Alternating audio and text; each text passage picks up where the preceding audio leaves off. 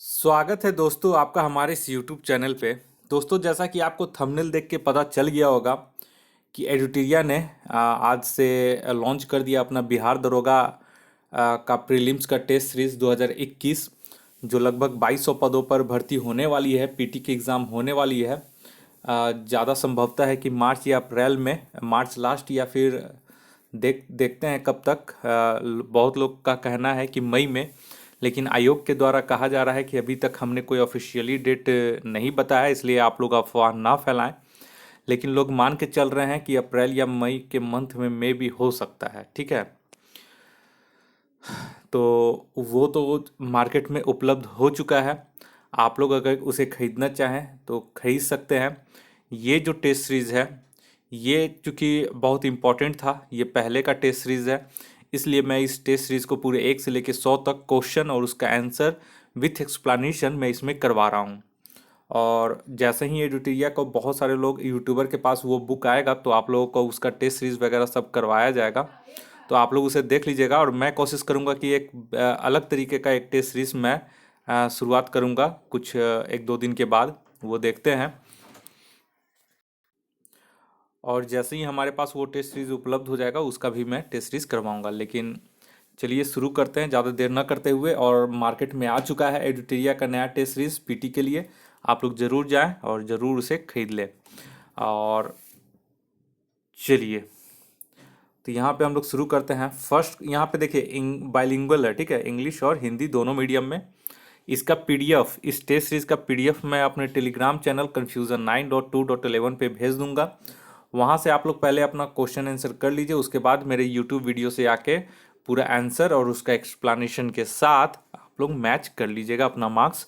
और कमेंट करके एक बार ज़रूर बताइएगा कि आपका मार्क्स कितना आ रहा है इसमें, इस टेस्ट सीरीज में। मैं भी देखना चाहता हूँ कि जो लेवल है इसका, उसमें आप लोग का कितना आ रहा है। ठीक है, और चलिए पहला क्वेश्चन है, मैं इसका हिंदी का ही केवल कंप्लीट करवाऊंगा। आप लोग टेस्ट सीरीज पीडीएफ देख लीजिएगा टेलीग्राम चैनल पे, हिंदी इंग्लिश दोनों में रहेगा।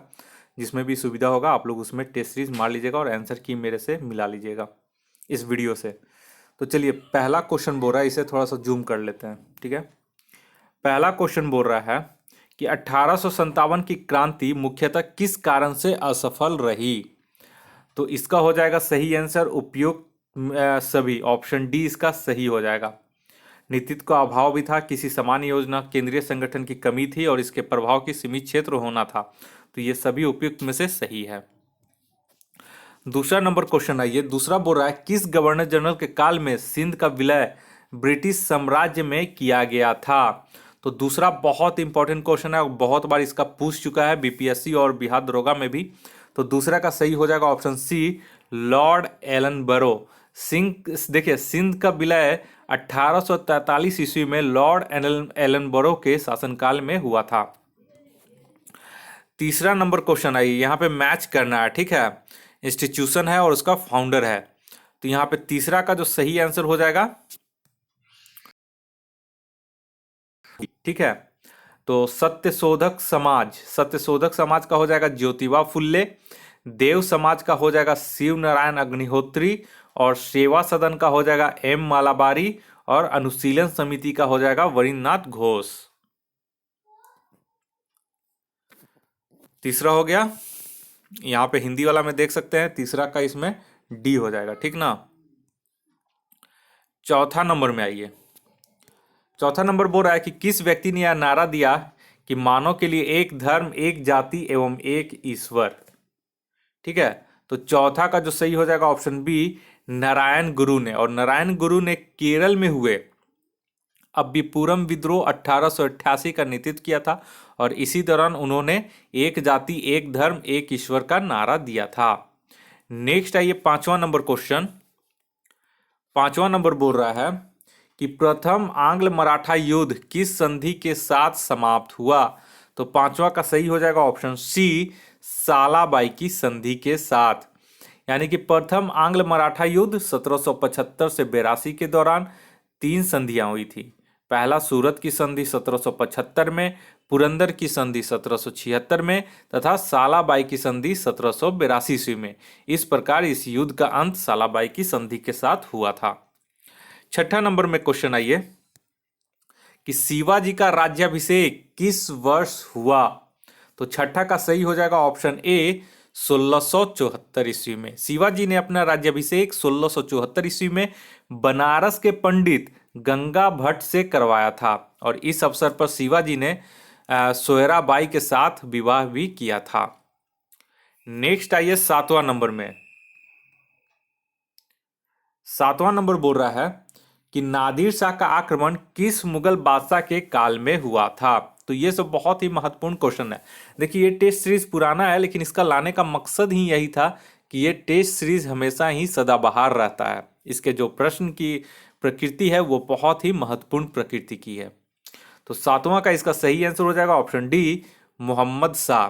नादिर शाह का आक्रमण 1739 ईस्वी में मोहम्मद शाह के काल में हुआ था। मोहम्मद शाह का काल था 1719 से 1748 के बीच और नादिर शाह और मोहम्मद शाह के बीच हुए युद्ध को करनाल के युद्ध के नाम से भी जाना जाता है। नेक्स्ट आइए 8वां नंबर। 8वां बोल रहा है कि किस विजयनगर शासक ने कहा कि एक मुकुटधारी राजा को सदा धर्म की दृष्टि में रखकर शासन करना चाहिए? तो ये 8वां का सही हो जाएगा ऑप्शन बी कृष्णदेव राय। उपयुक्त कथन कृष्णदेव राय का है। वे तुल्लु वंश के शासक थे और जिन्हें आंध्र भोज या आंध्र पितामह भी कहा जाता है। नेक्स्ट आइए 9 नंबर क्वेश्चन।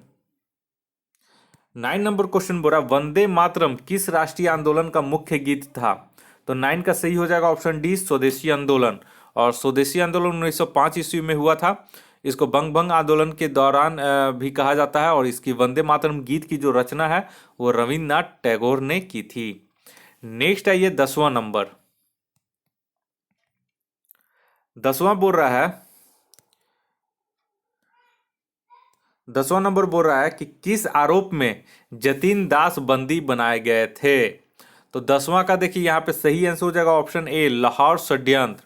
लाहौर षड्यंत्र केस 1928 के तहत भगत सिंह, सुखदेव और राजगुरु को फांसी की सजा दी गई थी तथा जतिन दास को आजीवन कारावास की सजा दी गई थी। 11 नंबर आइए। 11 नंबर बोल रहा है कि वर्ष 1905 में हुए भारतीय राष्ट्रीय कांग्रेस के बनारस अधिवेशन की अध्यक्षता किसने की? तो 11 का सही हो जाएगा ऑप्शन सी गोपाल कृष्ण गोखले ने। और गोपाल कृष्ण जिसमें उन्होंने स्वदेशी आंदोलन का समर्थन किया था। नेक्स्ट आइए 12 नंबर। 12 नंबर बोल रहा है माउंटबेटन योजना के अंतर्गत कब पहली बार भारत विभाजन एवं पाकिस्तान निर्माण को स्वीकार किया गया? तो 12 का इसका सही आंसर हो जाएगा ऑप्शन बी 3 जून 1947 को। नेक्स्ट आइए 13 नंबर। 13 नंबर बोल रहा है कि सुल्तान की उपाधि धारण करने वाला प्रथम शासक कौन था? तो 13 का सही आंसर हो जाएगा ऑप्शन बी महमूद गजनी। सुल्तान की उपाधि धारण करने वाला प्रथम शासक महमूद गजनी था। गजनी ने भारत पर कुल 17 बार आक्रमण किया था। नेक्स्ट आइए 14 नंबर।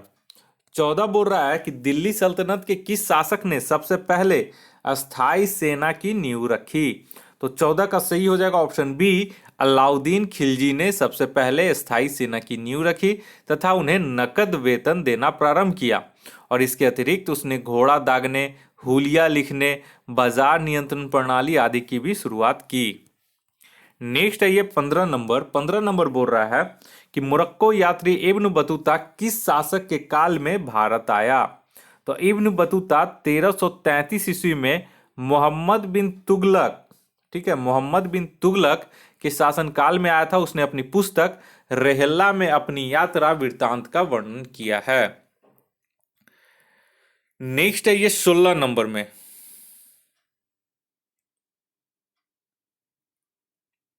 16 नंबर बोल रहा है कि दिल्ली सल्तनत के किस शासक ने शाह गाजी, हजरते आला एवं सुल्तान की उपाधियां धारण की थी?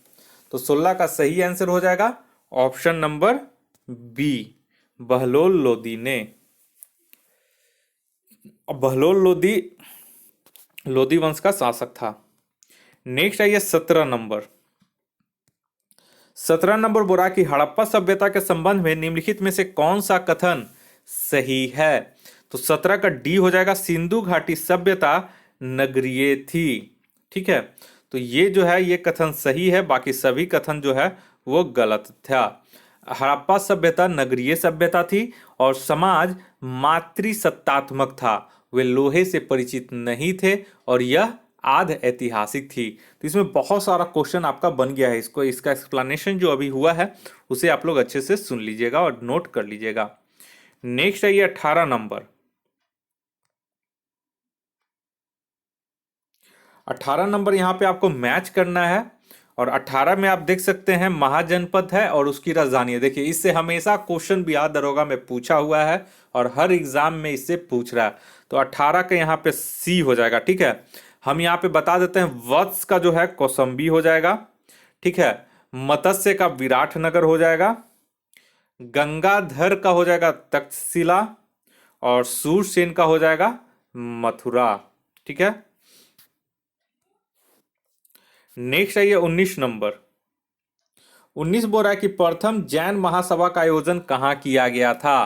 तो 19 का सही हो जाएगा आपका ऑप्शन बी, पाटलिपुत्र में। तो प्रथम जैन महासभा का आयोजन लगभग 300 ईस्वी में पाटलिपुत्र में स्थूलभद्र के नेतृत्व में हुआ था। नेक्स्ट है ये 20 नंबर। 20 बोल रहा है कि किस वंश के शासकों ने ब्राह्मण एवं बौद्ध भिक्षुओं को भूमि अनुदान देने की प्रथा आरंभ की। तो 20 का सही हो जाएगा ऑप्शन सी, सातवाहन वंश के शासकों ने ब्राह्मणों एवं बौद्ध भिक्षुओं को भूमि अनुदान प्रदान करने की प्रथा प्रारंभ की। नेक्स्ट आइए 21 नंबर। भारत के पहले ब्लॉकचेन जिले की स्थापना करने का निर्णय किस शहर में लिया गया था। तो 21 का सही आंसर हो जाएगा इसका ऑप्शन डी, हैदराबाद में। और यहाँ पे कुछ जो आपका करंट अफेयर्स है वो पुराना है, उसका मैं छोड़ दूंगा, ज़्यादा एक्सप्लेन नहीं करूंगा। 22 का केवल देख लीजिए, करंट अफेयर्स है ये, फिलहाल इसका अभी इंपॉर्टेंट नहीं है लेकिन मैं इसमें आंसर बताते जा रहा हूँ। 22 का जो हो जाएगा मध्य प्रदेश हो जाएगा। किस राज्य सरकार ने मुख्यमंत्री युवा स्वाभिमान योजना की शुरुआत की। तो मध्य प्रदेश ने। ठीक है, नेक्स्ट आइए 23 नंबर। 23 बोल रहा है पर्यटन के विस्तृत विकास के लिए सर्वश्रेष्ठ राज्य का पुरस्कार किस राज्य को प्रदान किया गया। तो 23 का हो जाएगा यहाँ पे ऑप्शन सी हो जाएगा, आंध्र प्रदेश। ठीक है, ये सब पहले का थोड़ा सा क्वेश्चन है लेकिन मैं इसका आंसर बताते जा रहा हूं। 24 नंबर आइए। भारत में कुपोषण के विरुद्ध जागरूकता फैलाने के लिए हाल में संयुक्त राष्ट्र द्वारा किस अभियान की शुरुआत की गई। तो 24 का हो जाएगा option D, feed our future. 25 number आइए।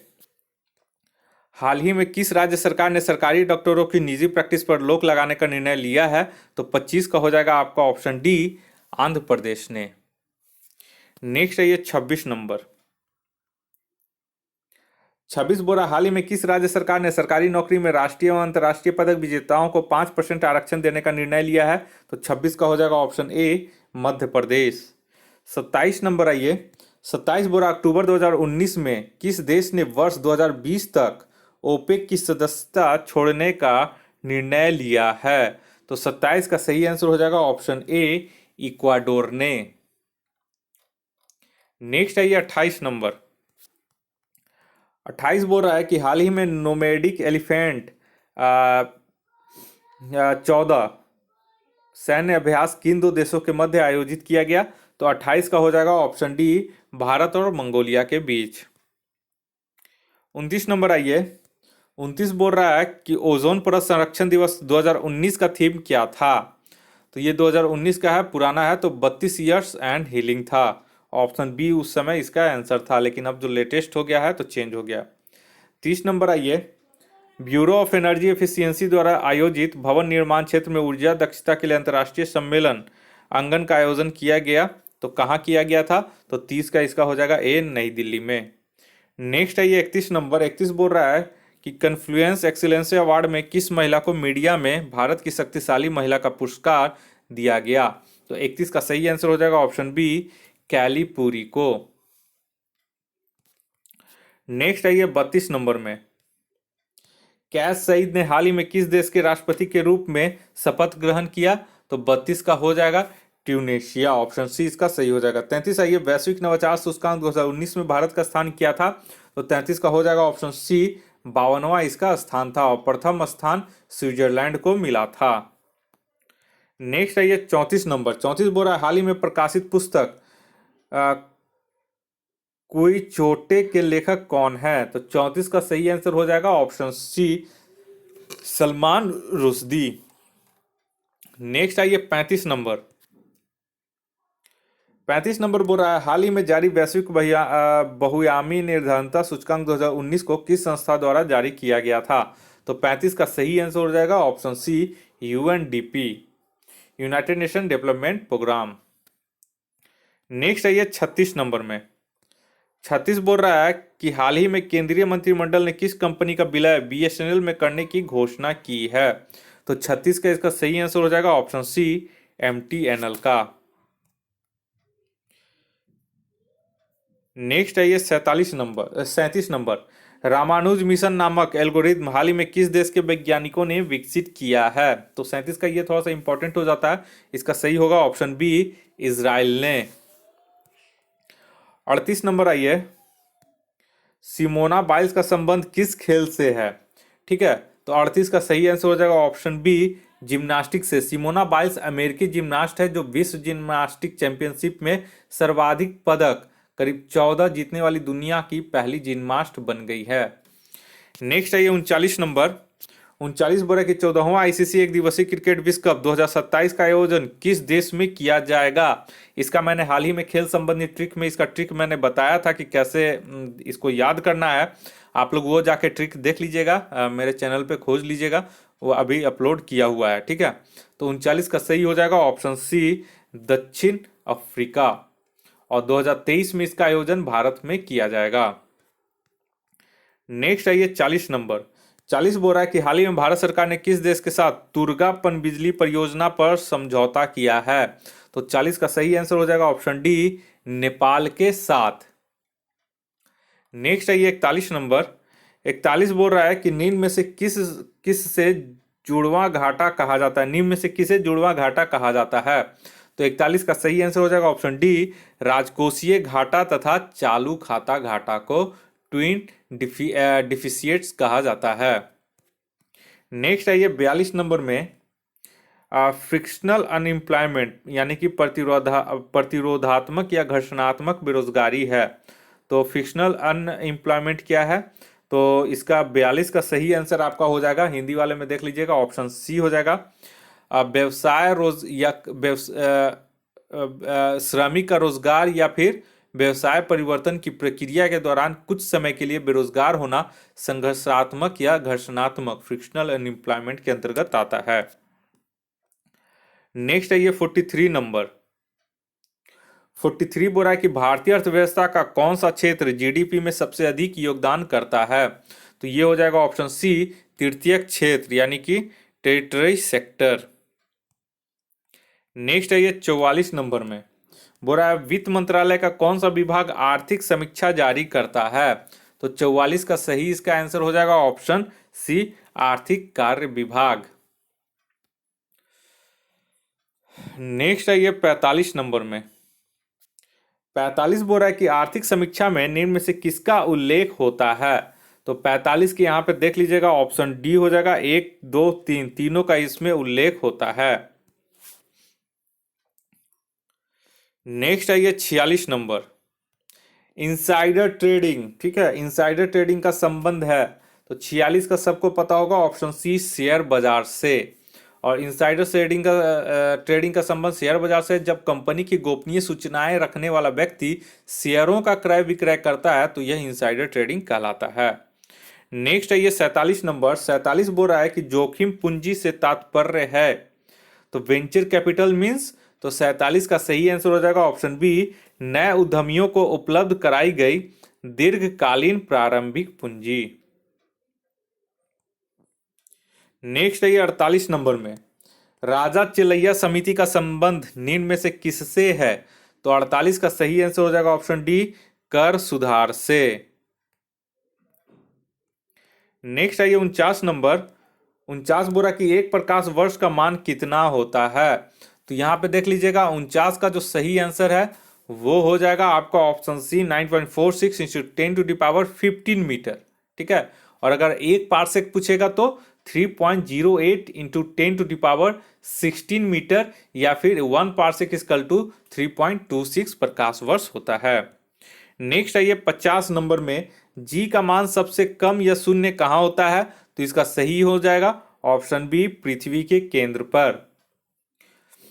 ठीक है, शून्य हो जाता है। सबसे ज्यादा अगर पृथ्वी पर पूछेगा कि कहाँ होता है तो वो ध्रुव के क्षेत्र में पाया जाता है, यानी कि नॉर्थ पोल और साउथ पोल में करीब 10 मीटर पर सेकंड स्क्वायर जी का मान लेते हैं हम लोग। 51 नंबर आइए। 51 बोलता है कि द्रव्यमान दुगुना करने से गतिज ऊर्जा पर क्या प्रभाव पड़ता है? तो गतिज ऊर्जा यानी कि kinetic energy equal to half mv² होता है। तो 51 का उसी पे बैठा दीजिएगा, तो ऑप्शन ए हो जाएगा, दुगुना हो जाएगा। नेक्स्ट आइए 52 नंबर में। 52 बोल रहा है कि जब बर्फ तैरती है तो उसके आयतन का कितना भाग पानी के ऊपर रहता है? तो 52 का इसका सही आंसर हो जाएगा ऑप्शन ए, 1/10 भाग, क्योंकि 9/10 भाग अंदर हो जाता है, तो 1/10 भाग पानी के ऊपर तैरते रहता है। 53 नंबर आइए। सेल्सियस एवं फ़ारेनहाइट पैमानों का मान किस तापमान पर होती है? बराबर होती है, ठीक है ना। तो 53 का सही आंसर हो जाएगा ऑप्शन डी, -40 डिग्री पे। और ऐसे इसका फॉर्मूला है C/5 इक्वल टू F-32/9, ठीक है। नेक्स्ट आइए 54 नंबर। प्रकाश का तरंग दैर्घ्य का मान होता है, तो प्रकाश का तरंग दैर्घ्य का मान यानी कि रेंज क्या होता है? तो 54 का हो जाएगा ऑप्शन सी, 3900 एंगस्ट्रॉम से 7800 एंगस्ट्रॉम के बीच इसका होता है तरंग दैर्घ्य। नेक्स्ट आइए 55 नंबर। हीरा का क्रांतिक कोण यानी कि क्रिटिकल एंगल कितना होता है? तो हीरा का क्रिटिकल, डायमंड का क्रिटिकल एंगल होता है 55 का जो सही आंसर हो जाएगा ऑप्शन ए हो जाएगा 24.41 डिग्री। नेक्स्ट आइए 56 नंबर। 56 बोल रहा है किसी वस्तु का प्रतिबिंब रेटिना पर कितनी देर तक बना रहता है? तो 56 का सही आंसर हो जाएगा ऑप्शन बी, 1/10 सेकेंड तक बना रहता है। नेक्स्ट आइए 57 में, कौन सुमेलित नहीं है? तो 57 का सही हो जाएगा ऑप्शन डी, जो है वो सुमेलित नहीं है, ठीक है। मेसॉन, रदरफोर्ड ये जो है सुमेलित नहीं है। 57 का सही हो जाएगा इसका सील फ्रैंक पॉवेल। मेसॉन का जो खोज किया था वो सील फ्रैंक मोवेल 1947 में इसका खोज किया था। नेक्स्ट आइए 58 नंबर में।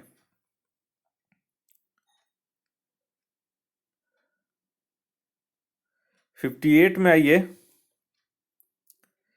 58 बोल रहा है कि आवर्त सारणी में ऊपर से नीचे जाने पर इलेक्ट्रॉन बंधुता क्या होता है? यानी कि when coming down from the top in the periodic table what happens two electrons efficiency? तो इसका हो जाएगा 58 का सही आंसर हो जाएगा ऑप्शन ए, घटता है, यानी कि डिक्रीजेस। नेक्स्ट आइए 59 नंबर। ठोस एरोसेल का उदाहरण है, an example of solid aerosol is, तो इसमें कौन सा है? तो 59 का डी हो जाएगा, धुआं।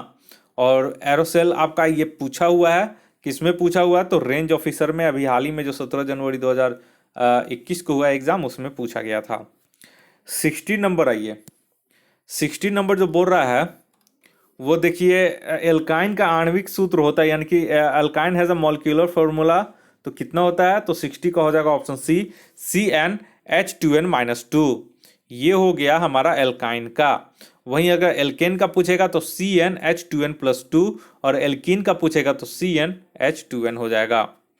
61 नंबर आइए। गुलाब का वैज्ञानिक नाम क्या है? तो what is roses scientific name? तो 61 का क्या हो जाएगा? ऑप्शन सी हो जाएगा। तो सी में क्या हो जाएगा? हेलिनेंथम एनस, ठीक है। ये आप लोग याद कर लीजिएगा गुलाब का। 62 नंबर आइए। कोशिका विभाजन की अवस्था में क्रोमोसोम स्पष्ट दिखाई देता है, तो 62 का सही आंसर हो जाएगा ऑप्शन बी, मध्यावस्था, मेटाफेज। इंग्लिश में ज्यादा ये आसानी होता है याद करने में, मेटाफेज, ठीक है। अब आइए 63 नंबर। छोटी आंत की लंबाई कितनी होती है? तो 63 का सही आंसर हो जाएगा ऑप्शन डी, 6 मीटर, ठीक है। छोटी आंत की लंबाई ज्यादा होती है 6 मीटर, और बड़ी आंत की पूछेगा तो 1.5 मीटर हो जाएगा। 64 नंबर आइए 64 नंबर। 64 बोल रहा है कि राज्य में दूसरे सदन की स्थापना या उसे रद्द करने से संबंधित कौन सी प्रक्रिया सही है। तो इसका देखिए, ये 64 था, तो 64 का सही आंसर हो जाएगा ऑप्शन बी। कौन सी प्रक्रिया सही है, तो संबंधित राज्य की विधानसभा द्वारा 2/3 बहुमत से पारित प्रस्ताव कर और संसद से भी पारित विधि द्वारा होना चाहिए। नेक्स्ट है ये 65 नंबर। 65 बोल रहा है कि जब किसी विधेयक पर संसद के दोनों सदनों में गतिरोध उत्पन्न हो जाता है तब राष्ट्रपति दोनों सदनों की संयुक्त अधिवेशन आहूत करता है। इस अधिवेशन में विधेयक को दोनों सदनों से पारित समझा जाता है। तो 65 के इसका सही ये हो जाएगा ऑप्शन डी, उपस्थित तथा मत देने वाले सदस्यों का साधारण बहुमत के द्वारा। तो अनुच्छेद 108 में संयुक्त अधिवेशन का वर्णन किया गया है, जिसकी अध्यक्षता लोकसभा के अध्यक्ष द्वारा की जाती है और संयुक्त अधिवेशन में कोई विधेयक पारित तब समझा जाता है जब दोनों सदनों के उपस्थित और मत देने वाले सदस्यों की कुल संख्या के बहुमत द्वारा पारित हो जाए। 66 नंबर आइए, किस संविधान संशोधन द्वारा एक ही व्यक्ति को 2 या 2 से अधिक राज्यों का राज्यपाल बनाने संबंधी प्रावधान किया गया है। तो 66 का सही हो जाएगा ऑप्शन ए, 7वें संविधान संशोधन द्वारा, और आप इसे भी नोट कर लीजिएगा। आइए 67 में। 67 बोल रहा है कि बिहार में पंचायतों की वित्तीय स्थिति का पुनर्विलोकन करने के लिए निम्न में से कौन सा राज्य वित्त आयोग का गठन करता है। ठीक है, तो कौन इसमें से राज्य वित्त आयोग का गठन करता है, तो 67 का सही हो जाएगा ऑप्शन बी, वित्त मंत्री। तो 73वां संविधान संशोधन के तहत पंचायतों की वित्तीय स्थिति के पुनर्विलोकन के लिए संबंधित राज्य का, यहाँ पे थोड़ा सा एक गलती हो गया दोस्तों, यहाँ पे वित्त मंत्री नहीं होगा बल्कि यहाँ पे राज्यपाल होगा, सी होगा। ठीक है, तो राज्यपाल प्रत्येक 5 वर्ष पर राज्य वित्त आयोग का गठन करता है। 68 नंबर। 68 बोल रहा है कि बिहार में पंचायती राज तंत्र में शामिल है। तो 68 त्रिस्तरीय बिहार में, तो 68 का डी हो जाएगा, ग्राम पंचायत, उसके बाद पंचायत समिति, उसके बाद फिर जिला परिषद होता है। नेक्स्ट है ये 69 में। 69 बोल रहा है कि भारत के संविधान के किस अनुच्छेद में यह व्यवस्था की गई है कि प्रत्येक राज्य शिक्षा के प्राथमिक स्तर पर मातृभाषा में शिक्षा की पर्याप्त सुविधाओं की व्यवस्था करने का प्रयास करेगा। तो 69 का सही हो जाएगा ऑप्शन डी, अनुच्छेद 350। नेक्स्ट है ये 70 नंबर। 70 बोल रहा है कि उच्चतम न्यायालय में तदर्थ न्यायाधीश यानी कि एड हॉक जस्टिस की नियुक्ति की जाती है। ठीक है, तो ये 70 का जो सही आंसर हो जाएगा ऑप्शन डी हो जाएगा, भारत के मुख्य न्यायाधीश द्वारा राष्ट्रपति के पूर्व अनुमति से। और तदर्थ न्यायाधीशों की नियुक्ति 127 में इसका वर्णन किया गया है। नेक्स्ट है ये 71 नंबर। 71 बोल रहा, राज्यसभा में सरकार द्वारा प्रस्तुत किसी विधेयक के गिर जाने का क्या अर्थ होता है। तो 71 का इसका सी हो जाएगा, राज्यसभा में सत्ताधारी दल का बहुमत नहीं है, बस यही हमें पता चलेगा, कोई वैसा नहीं है कि इसका सरकार गिर जाएगा। 72 नंबर आइए। 72 बोला, राज्य के नीति निर्देशक तत्वों का समुचित क्रियान्वयन निर्भर करता है। तो 72 का सही आंसर हो जाएगा ऑप्शन ए, सरकार की इच्छा शक्ति और पर्याप्त साधनों की उपलब्धता पर। 73 नंबर आइए। 73 बोल रहा है कि किस भारतीय नागरिक को गिरफ्तारी के संबंध में कौन सा प्राप्त है। तो कौन सा यहाँ पे प्राप्त है, तो यहाँ पे 73 हम लोग देख लेंगे। तो 73 में हो जाएगा ऑप्शन डी हो जाएगा, उपरोक्त सभी प्राप्त है। ठीक है, उसे 24 घंटे के अंदर भीतर नजदीक के मजिस्ट्रेट के समक्ष पेश किया जाता है, उसे अपने वकील से परामर्श करने का, प्रतिरक्षा प्राप्त करने का अधिकार होगा, उसे गिरफ्तारी के कारणों से न्यायाधीश अवगत कारणों उसकी न्यायाधीश को अवगत कराया जाएगा। ठीक है, तो देखिए अनुच्छेद 20 के तहत भारतीय नागरिकों को गिरफ्तारी के संबंध में उपयुक्त सभी अधिकार प्राप्त हैं। तो ये सभी अनुच्छेद 20 में इसका बताया गया है। नेक्स्ट है ये 74 नंबर। 74 बोल रहा है कि संविधान सभा का चुनाव निम्नलिखित में से किस आधार पर हुआ है। तो 74 का सही आंसर हो जाएगा ऑप्शन ए, सीमित मताधिकार लिमिटेड फ्रेंचाइजेस के आधार पे इसमें हुआ गया। इसमें संपूर्ण भारत की जनता ने भाग नहीं लिया था। 75 नंबर आइए, 75 बोल रहा है कि भारतीय संविधान का कौन सा भाग और अध्याय संघ और राज्यों के मध्य विधायी संबंधों से संबंधित है। तो 75 के इसका सही हो जाएगा ऑप्शन सी, भाग 11 और अध्याय 1 जो अनुच्छेद 245 से 255 तक है, संघ और राज्यों के बीच विधायी संबंधों की विवरण दिया गया है उसमें। नेक्स्ट आइए 76 नंबर, 76 बोल रहा है विश्व की 2.4% क्षेत्रफल में भारत विश्व की कितनी प्रतिशत जनसंख्या का पोषण करता है। तो 76 का हो जाएगा ऑप्शन सी, 17.5%। नेक्स्ट आइए 77 नंबर, निम्नलिखित में से कौन सा नगर कर्क रेखा से निकटतम दूरी पर अवस्थित है। तो 77 का हो जाएगा ऑप्शन ए, अगरतला उपयुक्त में से कर्क रेखा के सबसे नजदीक है।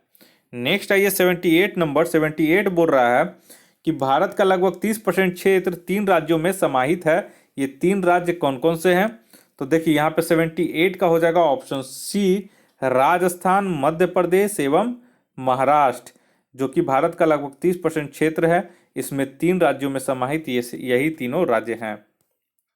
नेक्स्ट है ये 79 नंबर में, 79 बोल रहा है कि नागालैंड के पर्वत क्रमशः बंजर होते जा रहे हैं, उसका प्रमुख कारण क्या है। तो 79 का इसमें हो जाएगा ऑप्शन सी, झूम कृषि। झूम कृषि मुख्य रूप से पर्वतीय भागों में जनजातियों द्वारा की जाती है। नागालैंड एक पर्वतीय प्रदेश है जहां झूम कृषि के कारण पर्वत जो है बंजर होते जा रहे हैं। नेक्स्ट है ये 80 नंबर, 80 नंबर बोल रहा है निम्नलिखित में से कौन सी नदी 2 पर्वत श्रेणियों के बीच बहती है। तो 80 का हो जाएगा ऑप्शन ए, नर्मदा। नर्मदा नदी जो है वो विंध्याचल एवं सतपुड़ा पर्वत श्रेणियों के बीच से होकर बहती है। 81 नंबर यहाँ पे मैच करना है आप लोग को, देख सकते हैं 81 नंबर में, और 80 नदियां दिया गया है और बांध दिया गया है, ठीक है। तो देख लीजिए 81 में, यहाँ पे 81 का हो जाएगा कावेरी नदी, मेटूर बांध, ठीक है, पहला का दूसरा हो जाएगा। बी नंबर में आई है कृष्णा नदी, तो अलमाटी बांध यहाँ पे सही हो जाएगा ऑप्शन 1। नर्मदा आई है, तो नर्मदा यहाँ पे तो हाल में चर्चा में था, तो नर्मदा का सरदार सरोवर बांध हो जाएगा, और चंबल में गांधी सागर, ठीक है। तो ये आप लोग नोट कर लीजिएगा, इसका जो हो जाएगा वो आपका 81 का बी हो जाएगा, ठीक है। नेक्स्ट आइए 82 में, भारत के कोरोमंडल तट पर सर्वाधिक वर्षा होती है। तो 82 का सही हो जाएगा ऑप्शन डी, अक्टूबर नवंबर में। और अगर पूछ देगा कि उत्तरी भारत में शीतकालीन में कब वर्षा होती है, किसके कारण होती है, तो पश्चिमी विक्षोभ के कारण। और भारत में कोरोमंडल तट पर सर्वाधिक वर्षा अक्टूबर नवंबर में होती है, और इसे लौटते हुए मानसून या उत्तर पूर्वी मानसून के कारण ये होती है। नेक्स्ट है 83 में, भारत में सबसे बड़ा बाघ अभ्यारण्य कहाँ है। तो 83 का सही हो जाएगा ऑप्शन डी, आंध्र प्रदेश में नागार्जुन टाइगर रिजर्व है जो भारत का सबसे बड़ा बाघ अभ्यारण्य है। नेक्स्ट है 84 में, 84 बोल रहा है कि जलोढ़ मिट्टी भारत के कितने प्रतिशत क्षेत्रफल पर पाई जाती हैं।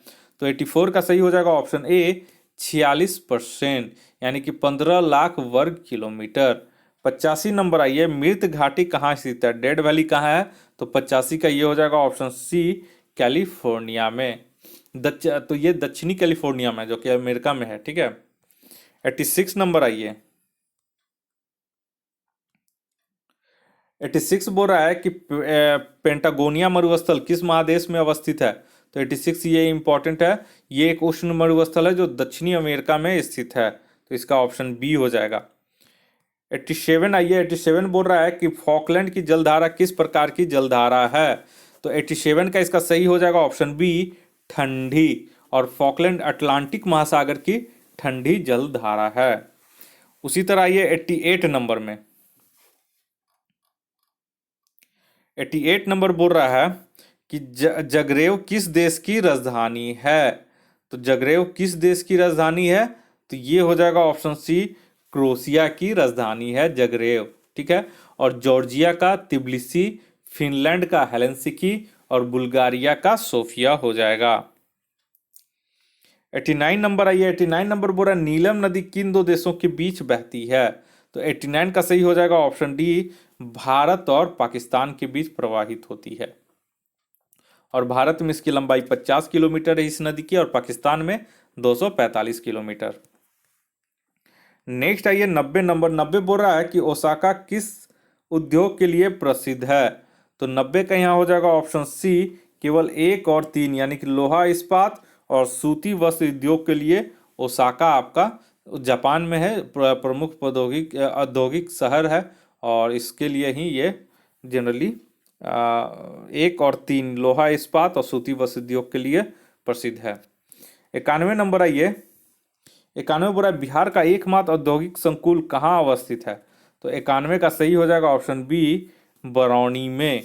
बरौनी बिहार का एकमात्र औद्योगिक संकुल है जहां तेल परिशोधन एवं इस पर आधारित कई उद्योग संचालित हैं, जैसे उर्वरक उद्योग इत्यादि। नेक्स्ट आइए 92 नंबर।